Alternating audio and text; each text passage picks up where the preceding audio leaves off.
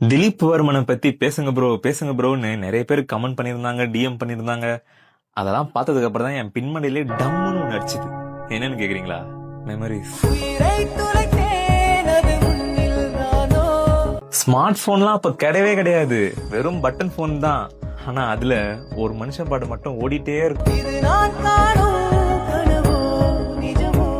அதுலயும் அந்த கனவெல்லாம் நீதானே பாட்டுலாம் இருக்கே.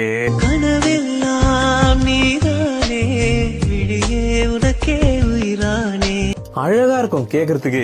சாரல் மழை துளியில் உன் ரகசியத்தை வெளிப்பார்த்தே. No விட்டுருனா, no.